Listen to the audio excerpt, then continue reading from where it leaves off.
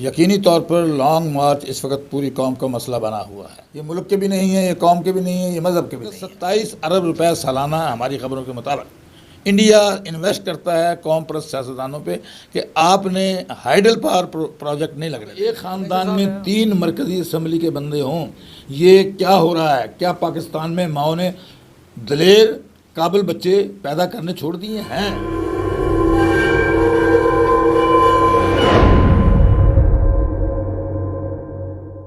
Chief justice of Pakistan نے 3 رکنی bench مقرر کیا ہے، جس میں جو ہے وہ ایک درخواست دی گئی تھی، اس پہ سماعت جو ہے وہ شروع کر دی گئی ہے. اب اس کا کیا ہوگا؟ لانگ مارچ آگے چلے گا نہیں چلے گا، یا کیا اس کے نتائج نکلیں گے؟ دوسری جانب جو ہے وہ عمران خان پر جو حملہ ہوا تھا اس میں بھی دوبارہ پھر JIT کو تبدیل کر دیا گیا ہے، اور پاکستان تحریک انصاف کی جانب سے جو ڈیمانڈز رکھی گئی ہیں ان پر عمل کیا جا رہا ہے. دوسری جانب جو حکومت پاکستان ہے وہ اپنی طرف سے ایک نئی ریٹ رکھتی ہے. تو تیسرا یہ ہے کہ یہاں پہ پنجاب کے شہر ضلع قصور میں جنرل چشتی صاحب جو پاکستان آرمی کے مشہور جرنیل گزرے ہیں وہ یہاں پہ تشریف لا رہے ہیں.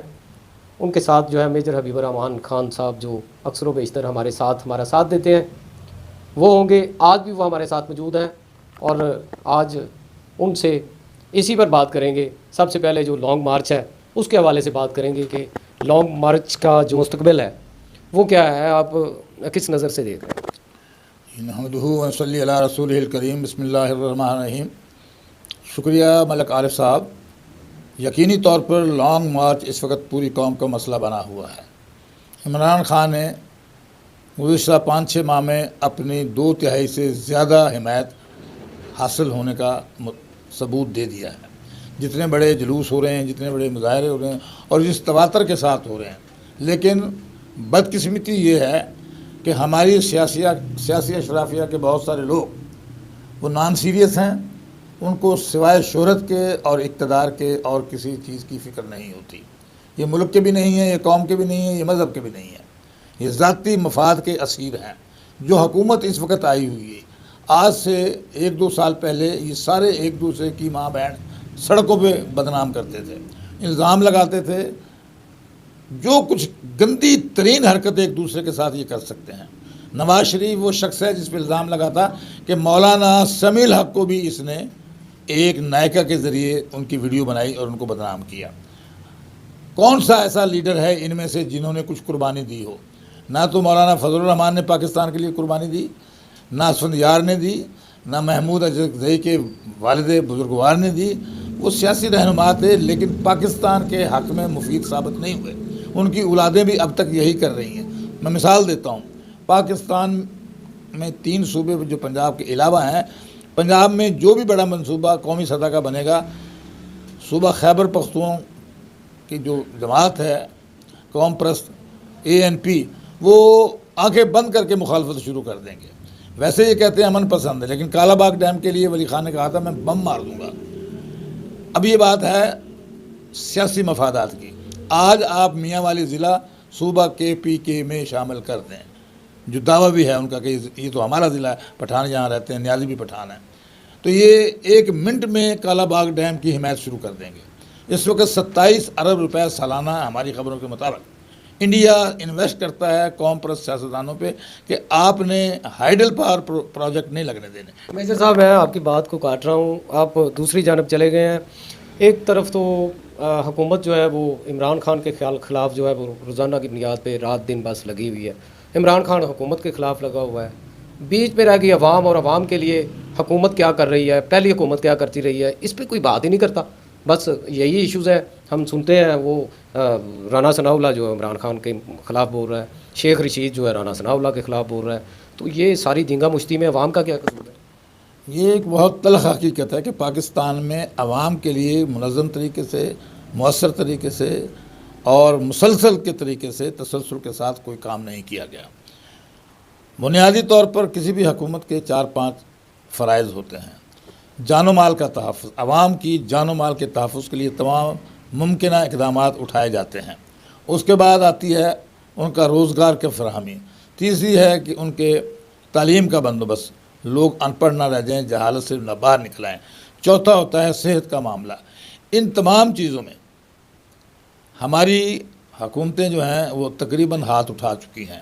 نہ تو جان و مال کی تحفظ کی گارنٹی دیتے ہیں، کیونکہ اگر 3000 آدمی نواز شریف کے جاتی عمرہ محل پہ لگا دیے جاتے ہیں تو وہ کتنے تھانوں کی نفری تھی؟ کیا وہ 100-200 آدمی اپنے ذاتی ملازم نہیں رکھ سکتے؟ ریٹائرڈ کمانڈو فوج کے رکھ لیں، پولیس کے رکھ لیں؟ نہیں، قوم کے مال پر قوم کے ملازمین کو خراب کیا گیا۔ ان کا کتنا بجٹ تھا یہ کوئی آدمی سوچ بھی نہیں سکتا۔ اس کے علاوہ اب روزگار پر دیکھیے، کوئی منظم پلان نہیں کیا گیا۔ ان کی دلچسپی ہوتی ہے وہ نہ روزگار کے لیے، نہ تعلیم کے لیے، نہ صحت کے لیے، کسی بھی پروجیکٹ پہ کوئی جیسے کام دوسرے ممالک کرتے ہیں، ترقی یافتہ جو ممالک ہیں جن کی بنیادی وجوہات یہی تھی کہ انہوں نے تعلیم پہ، صحت پہ اور روزگار پہ سب سے پہلے جو ہے انیشیٹوز لیے۔ آج وہ ترقی یافتہ ممالک ہیں جن میں بھارت جو ہے ہم سے آگے جا رہا ہے، ہمارا دشمن ملک ہے، حریف ملک ہے۔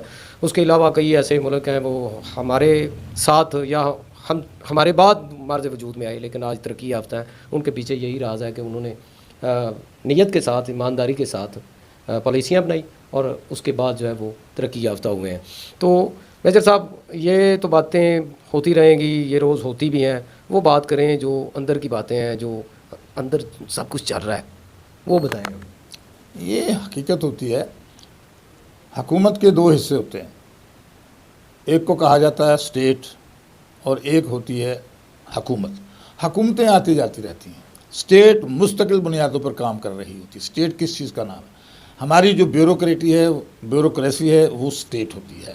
ہماری فوج، ہمارے خفیہ ادارے، جتنے بھی حکومت کے ادارے ہیں، تعلیم کے ادارے بھی شامل کر لیں، یونیورسٹی، یہ ریاست ہوتی ہے، یہ چلتی رہتی ہے، ان کو نہیں خراب کیا جاتا۔ ان حکومتوں نے ان ریاستی اداروں کا بھی بیڑا غرق کر دیا۔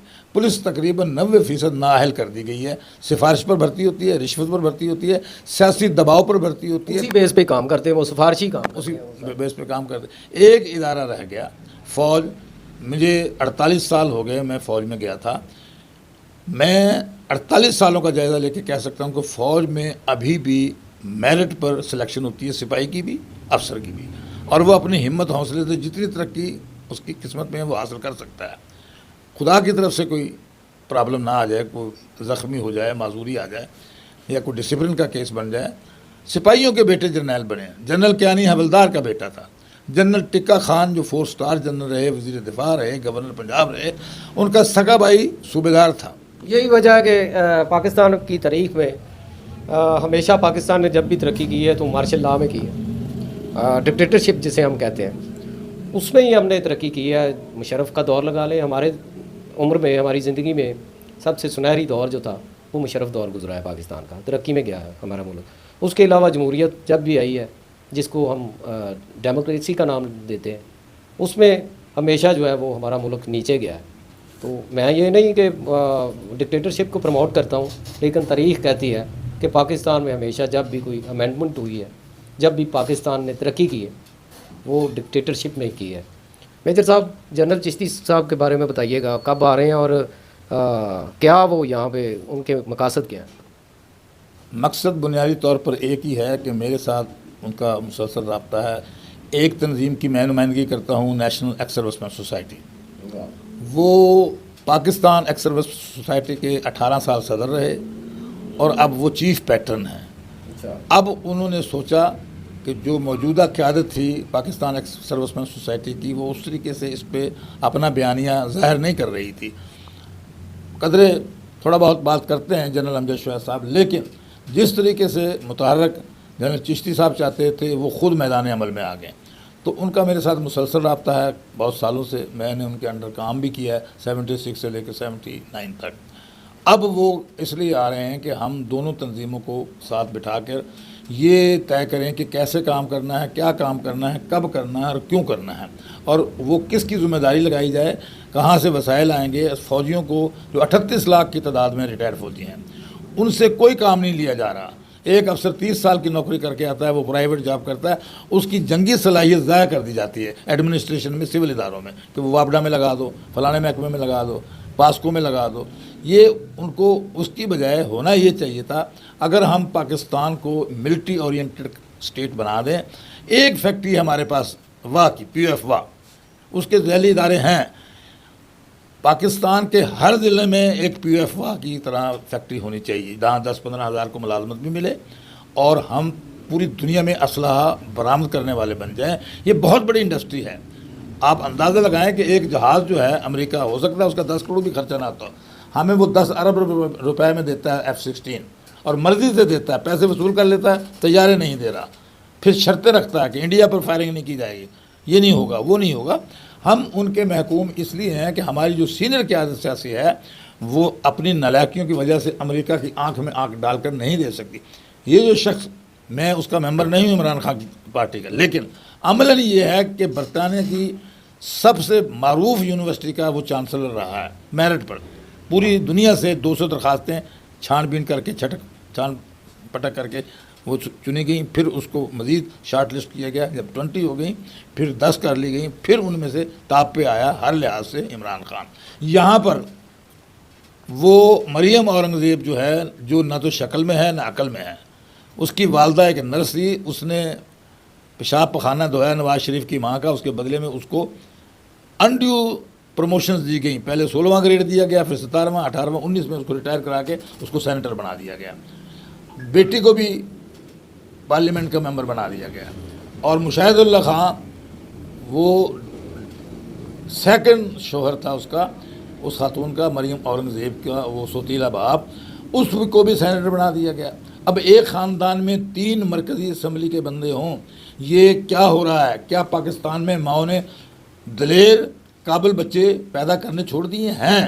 لیکن یہ 2 خاندان جو ہیں یہ اپنے چمچوں کو، اٹھائی گرے لوگوں کو، بددیانت لوگوں کو، قبضہ گروپ والوں کو، منی لانڈر والوں کو اس لیے قریب رکھتے ہیں کہ وہ ان کے آگے بولتے نہیں ہیں. میجر صاحب وہ ان کا تو اس وقت بات چلے نا تو عمران خان کو توشہ خانہ کیس کی بیس پر ہی نا وہ جیل میں ڈال فائر مروا دیں. کیا یہ بات صحیح ہے. اب توشہ خانہ کی حقیقت یہ ہے کہ پاکستان بننے سے پہلے توشہ خانہ کی ایک ہسٹری ہے. آپ کا صدر مملکت جاتا ہے، سعودی عرب والے اس کو مرسیڈیز دیتے ہیں 500 SEL. وہ دونوں حکومتوں کے درمیان اچھے تعلقات کی بنیاد بن رہا ہوتا ہے، اس کو وہ خوش کرتے ہیں. ہم بھی دیتے ہیں ان کو بہت ساری چیزیں. اب اصول یہ ہے کہ اس کو جمع کرا دیا جائے گا، پھر اس کو ایک نامینل سی پرائز 10-15%، 20% پر. یہ ایک صدر مملکت کتنے ہوتے ہیں، گورنر کتنے ہوتے ہیں، چیف آف آرمی اسٹاف. اب عمران خان کے خلاف یہ ایک پروپیگنڈا ہے. وہ چیز جب اس نے خرید کر لی توشہ خانہ کے اصول کے مطابق، وہ اس کو ندی میں بھی پھینک دے، اس کو چپڑے میں پھینک دے، بیچ دی. یہ اس کی تھی.